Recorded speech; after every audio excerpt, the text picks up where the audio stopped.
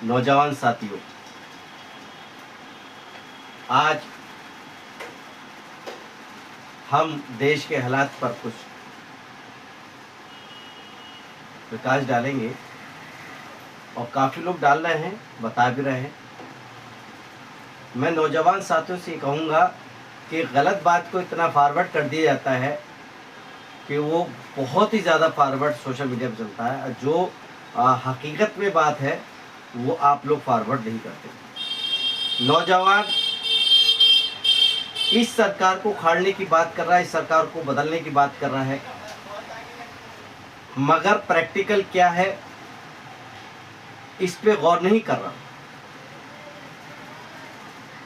अगर हकीकत में आप लोग देश में बदलाव चाहते हैं, इस भ्रष्टाचार भाजपा सरकार को उखाड़ना चाहते हैं, इन तानाशाही नेताओं को ख़त्म करना चाहते हैं, भगाना चाहते हैं, तो आइए उस राजनीति पार्टी को देखिए जो तानाशाही के खिलाफ और भ्रष्टाचार के खिलाफ, जो भेदभाव की राजनीति कर रही हैं उस खिलाफ,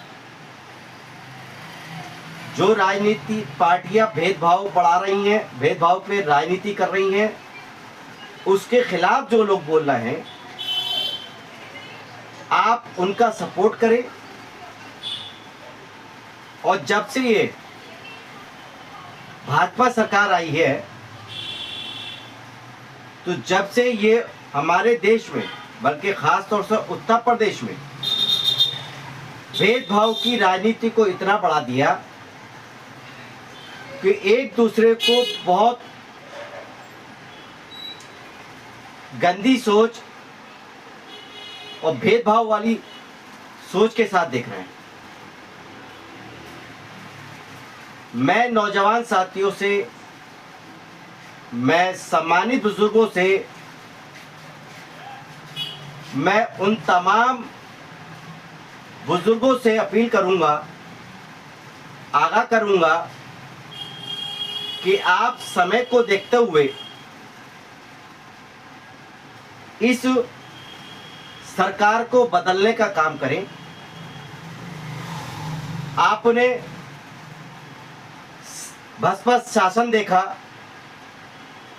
उत्तर प्रदेश में आपने समाजवादी शासन देखा, आपने कांग्रेस का भी शासन देखा, मगर समय ज़्यादा हो गया। इस वक्त भाजपा का शासन आप देख रहे हैं।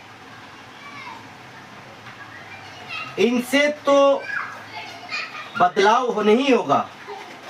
ये लौट फिर के वही पार्टियां हैं जो नौजवानों को रोजगार नहीं दे रही, बल्कि भेदभाव को बढ़ाने का काम कर रही हैं।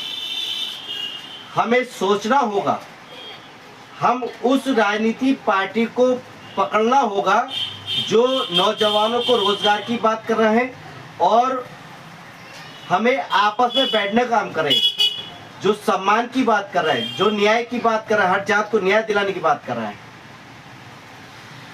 ये न्याय आपको, हर जात को न्याय तभी मिलेगा, नौजवानों को रोजगार जब मिलेगा, जब आप बिल्कुल गहराई में ये सोचेंगे कौन सी पार्टी हमें सपोर्ट कर रही है, हमारे हक की बात कर रही है।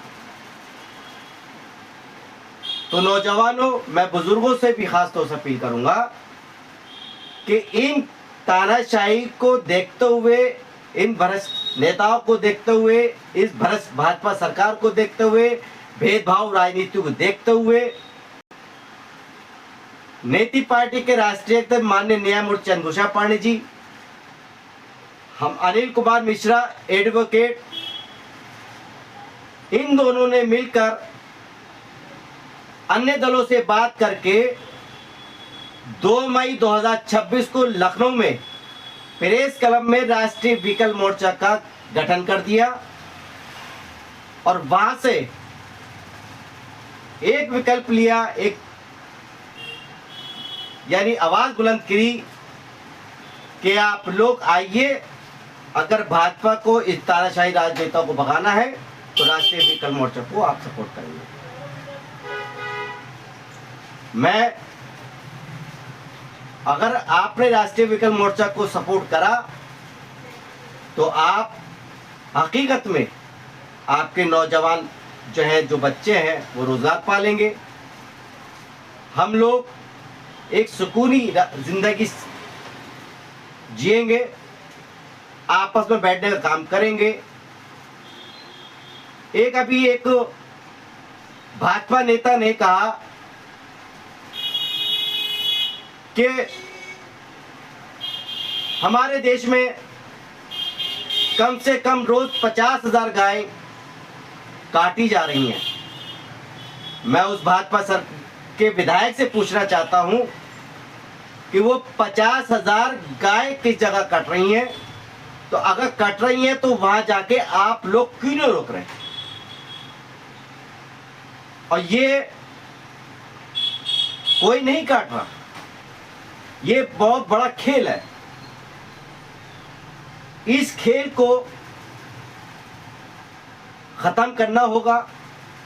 अगर कोई गाय काटेगा, वो किसी जात का भी हो, उसको सजा दीजिए। गौशाला में आप जाइए, वहां हकीकत जानिए गांव के साथ क्या हो रहा। कई गाय बीमार हैं,